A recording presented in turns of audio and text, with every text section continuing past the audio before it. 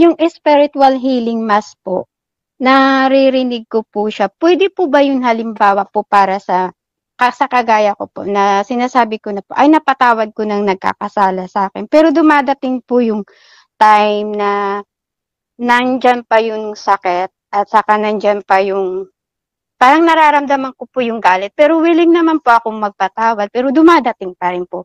Puwede po ba yung spiritual healing mass at papaano po siya gagawin? Lahat na misa ay healing yan. No? Mas. Yung kumpisal, healing, sacrament of healing din yan. No? Pero ang tanong, nang mangungumpisal na tayo sa pare, tinanggal sa pare yung bondage ng demonyo sa ating buhay. Yung punishment sa impyerno. Pero merong di natanggal sa pare yung temporal punishment. Di ba? Na kailangang tanggalin, pwede sa plenary indulgence. Ngayon, ikinumpisal na natin sa pare yung galit natin sa taong kinagagalitan. Nawala na yan sa paningin ng demonyo dahil kinukumpisal na natin yan. Pero tandaan natin, ang mga fallen angels ay mas matalino sila sa tao. Alam nila ang human anatomy. Ibig sabihin, alam nila saan na-restore ang mga memories. Lalo na yung mga masasakit na memories. At dahil alam nila yan, yun ang kanilang pagalawin sa ating isipan. At kung gagalaw na yan at lumabas na yan sa ating isip, doon, para na tayong nagpalabas ng palabas diyan sa tinatawag na LCD projector. Yun, makita na ng mga fallen angels na yun ang ating weakness. Kaya anong dapat gawin? Maliban na nangungumpisal tayo, ayon kay Father Jose Francisco Sequia, dapat din nating i-consecrate ang ating mga lower faculties. Dahil ang ating mga lower faculties ay pwedeng gagamitin ng mga fallen angels. So, i-consecrate natin para din niya magamit.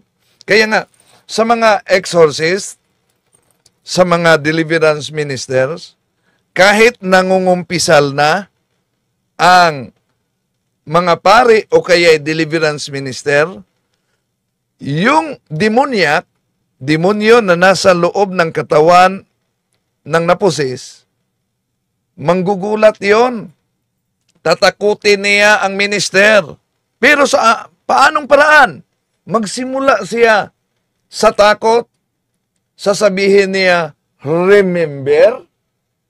So, kung ikaw ay may kasalanan na nakumpisal mo na, pagkatapos alam mo na sinabi ng demonyak, remember? Mag-imagine ka na sa kasalanan mo, doon makita na niya. Dahil pina-flash mo na sa isipan. Yun ang taktika. Kaya, dapat kapatid, maliban na ikumpisal natin, i-consecrate natin sa Mahal na Virgen Maria, sa Holy Trinity, ang ating lower faculty. Yun po. May isa pa pong katanungan po. Kasi nag-aaral po ako ng catechism po dito. Na-mention po ng nagtuturo sa amin po na kahit daw mga binyalsin, hindi po pwedeng mag-communion. So, nagkasala po ba ako? Kasi minsan naman po nagkakasala po talaga ako ng mga binyalsin tapos nag-communion po ako. So, kasi ano ko din po dito sa inyo sa PPP na basta mga binyal lang po, pwede pa rin makapag-communion. Sa kanya po, sabi niya hindi po daw. Sa Catechism of the Catholic Church 615, malinaw na ang napakabigat na kasalanan na nagpalayo natin sa Diyos ang mortal na kasalanan. So pag meron tayong mortal na kasalanan, yon ay di tayo pwede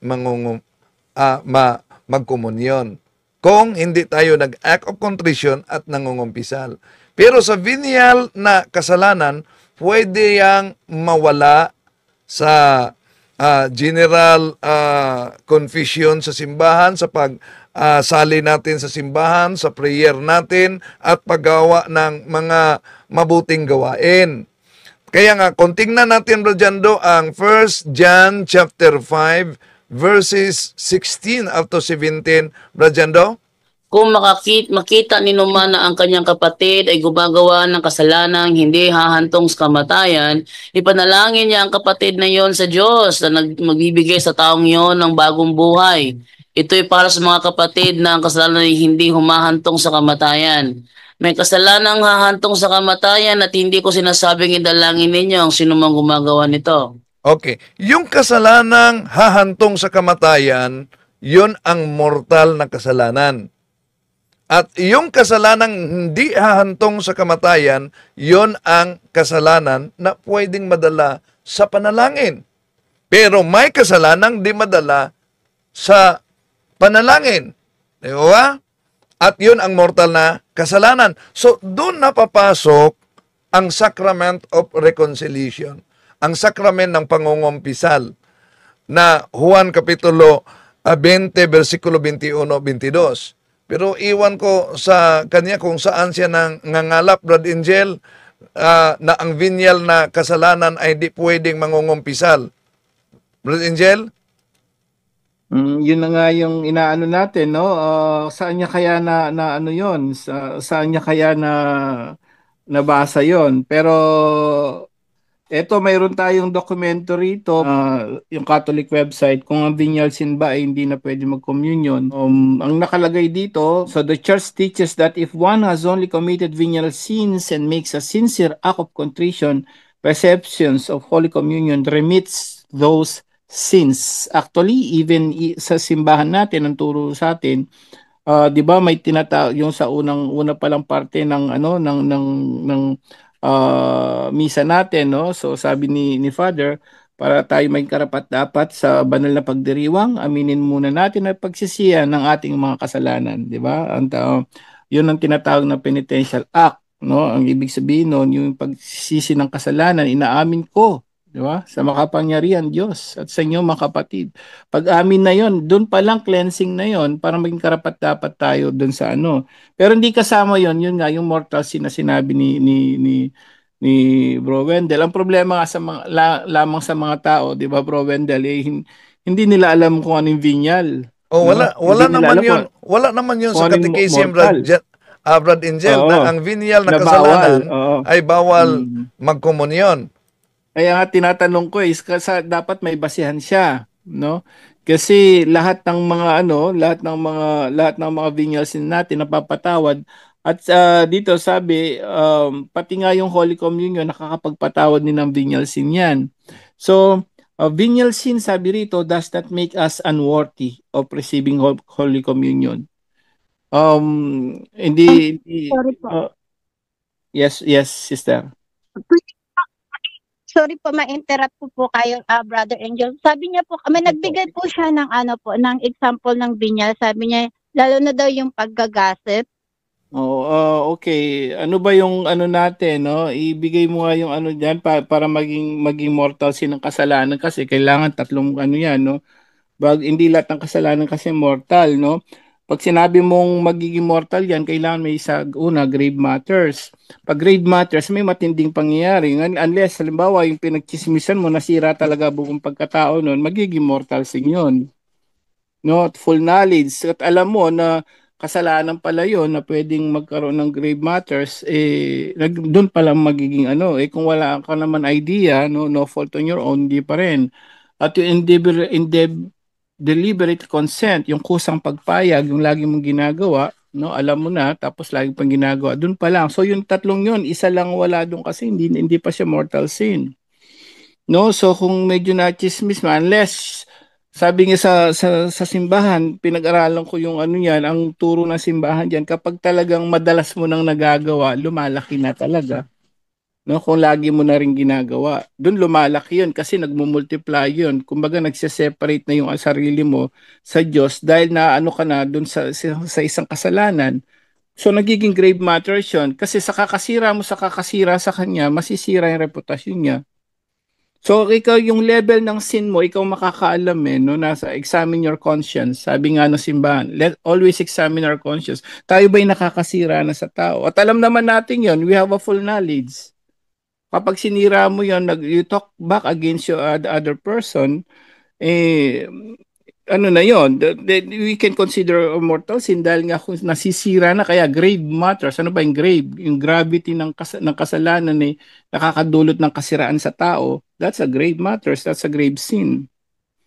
No, so iba naman yung okay nakapagsalita ka pa isang beses na-chismis mo siya isa, dalawa and then hindi mo naman inulit. But yung continuously pwede yung maging mortal sin because it can cause grave matters.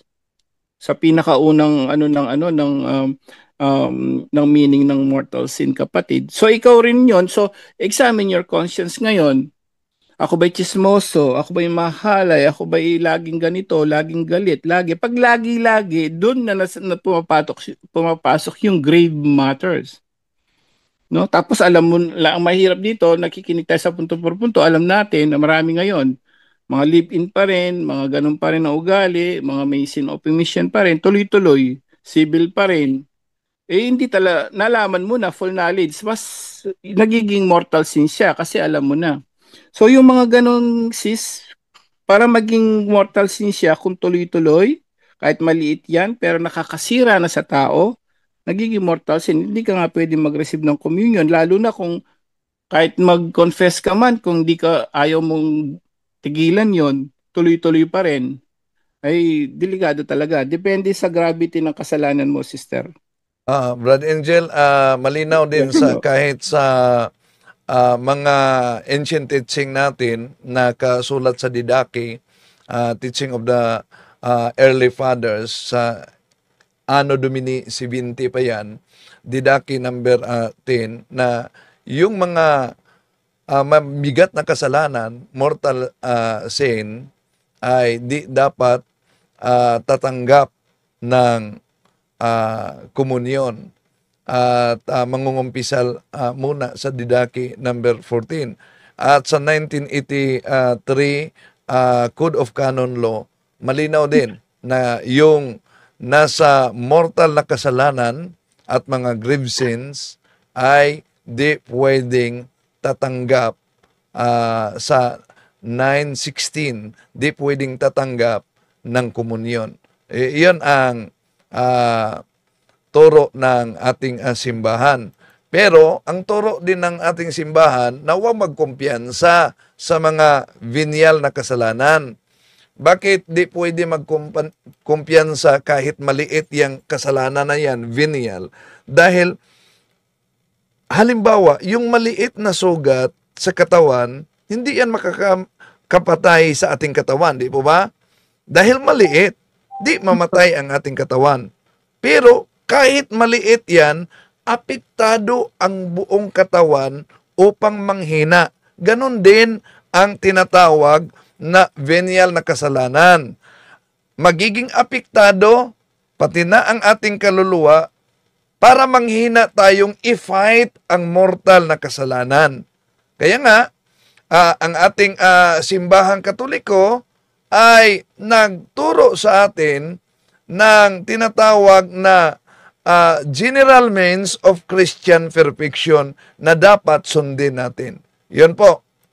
Thank you po, Brother Wendell at Brother Angel po. At least naliwanagan po ako. So ikaw na rin po i-examine mo yung mo, kung madalas mo nang ginagawa yon, medyo pwede lumaki yon. Kailangan talaga pigil ang rito, discipline ourselves, pigil. At po kasi, Brother Angel, yan po kasi ang kahinaan ko, yung talagang madaling magalit. Pero ang ginagawa ko po, kapag nagagalit po ako, nananahimik na lang po ako. Lalo na po sa mga kasama sa trabaho po. Kasi parang yung paulit-ulit, tapos hindi kaagad, alam mo na, Tas ikaw ang gumagawa, halimbawa 'pag nagkakamali sila, ikaw ang gagawa ikaw ang mag-aayos. Parang napapagod na rin ako kaya nagagalit ako. So, nananahimik na lang ako, parang gano'n. Tas inaano ko na lang, in the name of Holy Trinity, gano'n. Pinaglalabanan ko naman po. Kasi yung talagang weakness ko yung madaling magalit. Ayun, tama. Tama po yung ginagawa nyo, no? Pero yung pagpapatawad, Mateo 6:14-15, sabi ni Jesus mismo, kapag hindi kayo nagpatawad, hindi kayo patatawarin ng Ama sa langit, no? Lilinawin po natin lahat 'yan sa mga pagpapatawad kasi, no? Pero yung galit per se, pag hindi mo naman nilalabas yan at medyo inaano mo na lang sa sarili mo at pinipigilin mo yung sarili mo, okay pa yan, kapatid, no? Sabi nga, biblically, kapag nagagalit, sabi sa kalat ng Epeso 4:29, ang sabi doon, kapag nagagalit ka, wag mong kayaan na pumasok ang diablo, no? So, ibig sabihin, wag kang magsasalita, pigilin mo yung galit mo. Sabi nga, dapat, ang sabi ni Jesus, ang nagpapakumbaba ay itataas. So, pagpapakumbaba lagi, humility, ang solusyon sa lahat ng nakikinig. Mahirap siya, pero kailangan gawin, magpapakababa, manahimik, kung gusto nating maligtas ang Oo, kaluluwa talaga, natin. grabe, ang hirap talagang pumigil, lalo na Yeah. lalo na kasi nga lagi po ako nakikinig po sa inyo kahit hindi po live kasi yung schedule ng trabaho ko. So, ngayon lang naanohan ko kasi nakapag-live ako sa inyo. So, parang Lord, ayoko magkasala, parang ang hirap ang hirap pumigil talaga na hindi magalit kasi alam mo naman emotion, 'di ba, lalo na sa mga babae siguro maraming mga kababaihan dito nakakarinig din siguro madali lang magalit talagang mga babae. Lalo na 'pag pagod ka na tapos pabalik-balik. No, so pigil pa rin, pigil po in God's grace. Kaya natin 'yan sa awa tulong ng Diyos.